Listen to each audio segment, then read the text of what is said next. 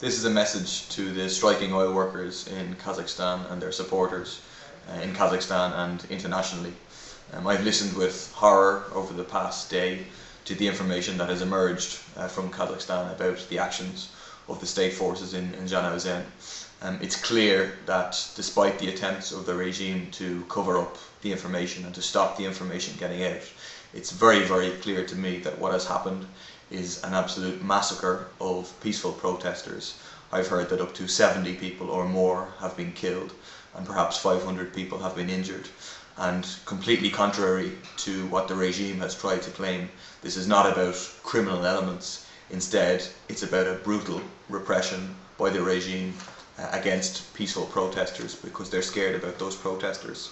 I would like to express my full sympathy and solidarity to the families of all those who have been killed and the solidarity to those who have been injured, as well as to express my ongoing solidarity and support with the struggle of the striking oil workers and working people generally in Kazakhstan who are fighting for a better Kazakhstan, a different Kazakhstan, where the wealth and resources that exist aren't used simply by the oligarchs at the top, but are used for the benefit of society as a whole. I would immediately call for an end to the massacre by the state forces. I think that President Nazarbayev must now immediately step down in the aftermath of these events.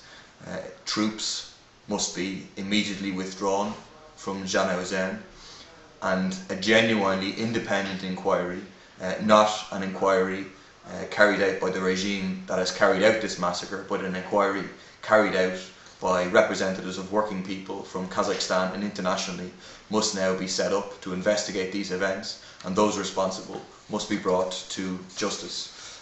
Finally, I would emphasise my complete support and solidarity with like I said, the oil workers and the workers generally in Kazakhstan.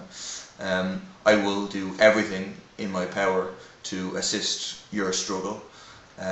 We have been trying since the moment we heard to break the information blockade that the regime has tried to impose. We have had some success, and many people internationally are now aware of what has happened. We will continue with that work of explaining the massacre that has happened and appealing for people to give solidarity. We'll continue with our work and go further in terms of trade unionists internationally, for them to give support, to make them aware about what's happening, and for them to give concrete support and solidarity to your struggle. We will also, and I will be using the platform of the European Parliament to campaign on this issue. So we have now launched a call that the EU must break off its negotiations with Kazakhstan and with the Kazakhstan government that are ongoing at the moment about a partnership and cooperation agreement, that those talks must be immediately broken off by the EU side in response to this horrific abuse of human rights. And we will be using the platform of the Parliament. We are trying to put this on the agenda of the next full plenary session of the European Parliament, and working within the left group of the Parliament to get as many people as possible to publicly express their outrage and horror at what has been perpetrated by the regime and their support for your struggle.